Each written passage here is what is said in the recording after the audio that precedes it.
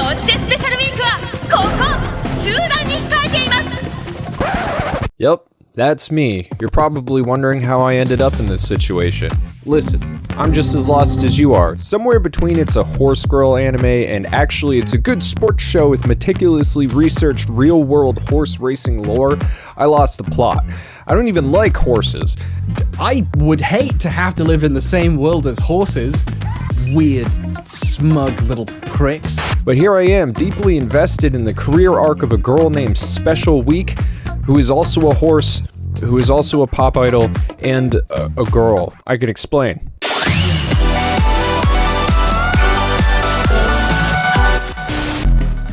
Stop. Before we talk about horse girls, I gotta tell you about our sponsor, Into the AM. And trust me, you actually do not want to skip this one. Into the AM isn't just some random brand we're shilling. We actually asked them if we could work together. Why? Because we already own a stupid amount of their shirts. And I'm not just blowing smoke up your butt, okay? I don't know you that well yet. Tyler's been buying Into the AM since his raver days over a decade ago. I know, cringe. What am I gonna do? He's had them for so long that a lot of his shirts are retired designs. They don't even sell them anymore. But even after all that time, dozens of washes, years of wear, they still hold up. I can attest to that. He wears them on the podcast all the time. Shirts are very comfy, the quality is great, and the designs are sick. Look at this. I mean, this is really cool. Their current lineup too is awesome. So there's no better recommendation I can give you than something we already buy and support ourselves. So if you like graphic tees, you are missing out if you do not have some Into the AM stuff. So if you want to check them out, and I recommend you do, click the link in the description and you will automatically get 10% off of your order. Grab something cool, support the channel, and look good while you're doing it. Thanks so much, and back to the girls that are horses. Okay, so how did I get here? What happened to me? What mistakes have I made to become this person, right? I was just minding my own business, scrolling through YouTube, when I see a video of Ludwig, of course, playing a new game, Umamusume Pretty Derby, a mobile gacha game about horse girls, which sounds like one of those cursed things that should stay in Japan, but apparently it's become insanely popular. Surprise! Suddenly, I'm falling down a YouTube gaming rabbit hole as I find out that Ludwig, Northernlion, Lily Pichu, hell, even Sea Dog and his fucking dad are playing this game. When there was a message from my dad, he said, "The game you played looked really fun. I'm gonna play it." I was like, "I only played Umamusume yesterday." And of course, there's an anime adaptation. Why wouldn't there be? Yes, the anime is an adaptation of the game, not the other way around. Just so you know. In a weird twisted timeline, despite the game being the core of everything Umamusume based, it was the last thing to come out. The game was announced in 2016, a couple mangas were made between 2016 and 2018, and then the first season of the anime launched, but the game these were all based on was delayed until 2021. So yeah, it's weird, but it's all a game first, with everything else being a spin-off of this gacha game. Now I remember when this show's first season came out in 2018, it sounded stupid. I wrote it off as stupid. It is not something that I would have watched. Cute girls doing cute things is generally not my area of anime, and when they have horse ears and horse tails, I tend to stay away from that too. But now there's 3 seasons of the anime, so out of morbid curiosity, I watched season 1. I will admit, for the first 10 or 15 minutes, I regretted my decision, but then I found myself on episode 7. It's pretty good. Like, unironically good, not even a guilty pleasure kind of good. It's just sports anime banger good. I mean, that's the real trap of Umamusume. You show up for the absurdity of horse girls, but you stay because it's hitting you with the same underdog energy and hype rivalries as Haikyuu. So here's the basic premise, okay? Umamusume takes place in an alternate world where famous racehorses are reincarnated as girls with horse ears, tails, and superhuman speed, or regular horse speed. It depends on, I don't know. These girls compete in professional racing leagues, sprinting full speed on dirt tracks, wearing high heels, or maybe they're just clogs, with horseshoes nailed into them. And then, because Japan can't help itself, the winner performs an idol concert after the race. This idol thing is actually a problem and has also ruined the only hockey anime that exists. Maybe we'll talk about that sometime. So obviously this is a ridiculous premise, but the show plays it completely straight, and there's basically zero fan service that you would expect from a show as ridiculous as this. It treats racing as this huge, prestigious sport with legacy and honor and training arcs, which is ironic because horse track racing in America is all about how many drugs you can sneak into your horse.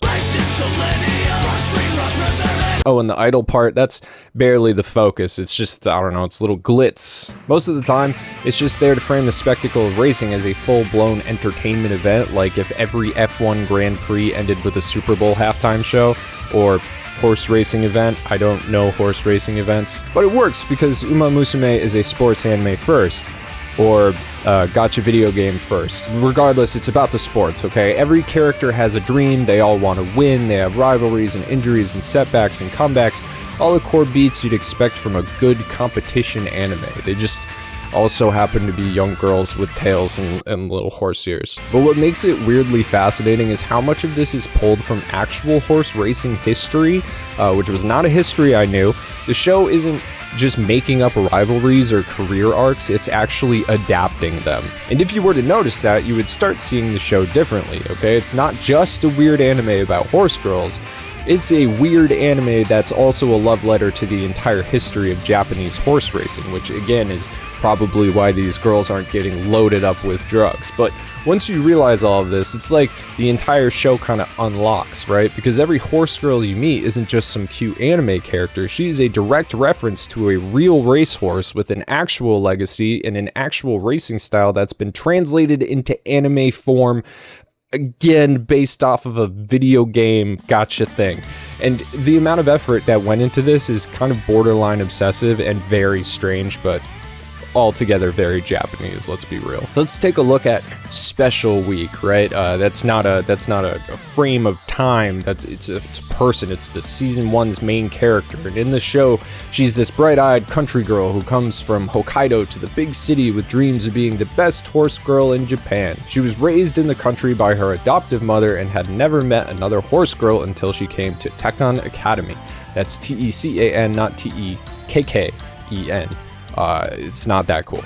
Anyway, this is almost a one-to-one retelling of the real Special Week, which was a horse born in Hokkaido who was raised by a human caretaker, Tina Price, because the horse's real mom died after giving birth, which is also what happened to Special Week in the anime's mom, who was a horse girl, and then the person who raised her was not a horse. The climax of season 1, the Japan Cup, also mirrors the real-life equivalent 1999 Japan Cup, in which Special Week won his signature come from behind burst on the last leg of the race, which is also how the kawaii Special Week horse girl with a tail and ears wins in her races. But the real life one-to-one equivalents don't stop there, okay? Every horse girl in the show is a horse you can actually look up and see just how accurately the show portrays them if you really want to. Take my personal favorite horse girl, Gold Ship. In the show, Gold Ship is the absolute definition of ungovernable gremlin, as one PC Gamer article put it. In the anime, she's a tall, silver-haired chaos goblin who spends most of her time playing games, doing puzzles, or annoying Majoru McQueen, who obviously is another racehorse in real life, but and that's because the real Gold Ship was apparently exactly like that. A legendary racehorse, a 6-time G1 winner, Hall of Fame inductee, and absolutely cracked when he wanted to be. But the problem was, sometimes he just didn't want to be.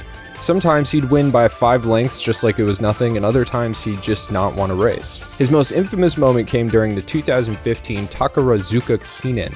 The bets were stacked, the gates open, and Gold Ship jumps up on 2 legs and doesn't move, and by the time he starts running, the rest of the field is way down the track, and with that one mood swing, he wiped out 12 billion yen in bets, which, I mean, awesome. Horse after my own heart. For the record, that is over 100 million US dollars obliterated because Gold Ship had the horse equivalent of a not today moment. And of course, the anime had to replicate this. The show is overflowing with small details like this. I read that there's a saying, you are a fool for betting on Gold Ship, but you're also a fool for not betting on Gold Ship. Because when he actually tried, Gold Ship was a monster. He was famous for coming from dead last and blasting past the entire field on the final stretch, which is what the anime shows. Of course, because It's really nerdy. Even the way she harasses Meijiro McQueen in the show is funny if you know the history, which you probably don't, because in real life, Goldship is actually McQueen's grandkid. Grand pony. Even the ongoing joke of Goldship constantly getting stuff thrown in her eyes is a nod to the real Goldship's only injury ever being eye issues. Now here's a little confessional from me. I did not grow up in the big city. I still don't live in the big city. In fact, I grew up in a swamp that happened to have a lot of farms all over the place, hundreds of farms. So growing up, I knew a lot of horse girls, and I saw a lot of horses, and I didn't like horse girls, and I didn't like horses, mostly because that was all anybody talked about, and it was really annoying and super nerdy. Also, I think sometimes there was some psychosexual stuff going on, but I don't know, that was just my theory. A game theory. So I thought looking into this anime was gonna give me some past trauma response, but actually it's been a lot of fun. And for the hardcore fan, there is a treasure trove of details subtly put into this show, from personalities to facial expressions to outfits that match the real life horses. Even each horse's ear accessory lets you know whether the original horse was male or female depending on which ear it's on. Only 90s kids will get this. But basically it's a bottomless pit of entertainment if you really get into it. And even if you don't know any of this, like I didn't before I got into this video, it's still a pretty decent show. Despite being bait for some of the most demented artists on the internet, the characters are very likable. And much like this one commenter on a video of Goldship, if you start getting videos of the actual horse recommended to you, you might be in as deep as I am. But the anime and its real life comparisons are only half the story. Where Umamusume really became a phenomenon was the game. And this is where things go to full gacha hell. The Umamusume Pretty Derby mobile and PC game is basically a training sim, a racing sim, and a visual novel all smashed together, right? So you pick a horse girl, you train her over the course of her career, you raise her stats, manage her mood, nutrition, stamina, all while trying to guide her to victory in key races. And yes, of course there's a gacha system. You roll for support cards, you roll for new horse girls, you roll to get better at rolling. It is brutal, but it's also stupidly addicting, I hear, because Tyler's playing it and so is everybody else in my gamer group, and I want to blow my brains out. But apparently, the actual racing is super fucking awesome. The production value is absurd. Every race feels hyped up like a major sports event, complete with commentary, rival tension, and fully animated races where your training choices actually decide whether your girls win or lose. And yes, they have been playing it daily. They will not shut up about it. They are completely hooked. You don't know what it means to feel until you're watching the Goldship you trained suddenly come alive on the fourth corner and go from 16th to 1st just before the finish line. I read in my Discord messages. But from what I've seen of their footage, the idol concerts from the anime are in the game too. Every time you win a big race, your horse girl immediately starts singing on stage in front of thousands of fans. It makes no sense, but it kinda rules. But what's actually wild to me is that the game doesn't coast on the anime's popularity. If anything, it's the other way around. It expands the lore. Every character has dedicated storylines, character events, and goals. The game was so successful in Japan that it was Japan's top grossing game of 2021 and 2022. Even 4 years in, it still generates over $10 million every month. It's not just a hit, it's a cultural phenomenon. And now that the global version is out on mobile and Steam, it is spreading to the rest of the degenerates all around the world. And here's the kicker. The game still treats horse racing history with the same obsessive respect. There are race calendars based on the actual Japanese racing circuit. The courses have the same lengths and conditions as the real tracks, and the characters' stats and tendencies reflect the actual horses. See, I play real racing games, like actual racing sims, where you can customize your car and the camber of the wheels and what parts you put in your engine. I like racing games. This mobile game seems like it has more thought and effort put into it than Forza 5. It's so faithful that if you don't know Japanese racing history, you will unintentionally be an expert in a couple of weeks. So yeah, that's how I ended up here. That's how we ended up here. Started with a dumb meme game about horse girls, and now I'm accidentally a connoisseur of Japanese racehorse history. I didn't think this was going to be a video. I didn't even really want it to be a video. I didn't think I was going to care. And yet, here I am, emotionally invested in a gremlin horse girl named Gold Ship, and watching my friends signing in daily to get enough carrots for one more try to pull Tokai Teo before her spotlight event is over. I've lost them. I am on my own. But I do get it. I get why this franchise blew up. It's weird, it is hyper specific, it's way more earnest than it has any right to be, but goddamn if it isn't kind of fun. And sometimes that's all you need. But for all you people out there wondering why horse girls are suddenly cropping up all over social media, here you go. And actually, it's worth giving a try. All of it. Apparently. I'm playing Death Stranding 2. I don't have time for a horse girl game right now, but you know, afterwards maybe. Who knows? Anyway, thank you so much. I'm Mike. This is Bonsai Pop. That was a video. Thank you so much to Into the AM for sponsoring us. Hope we can work with you again. Guys, definitely go check them out, and we'll see you in the next one. Bye-bye.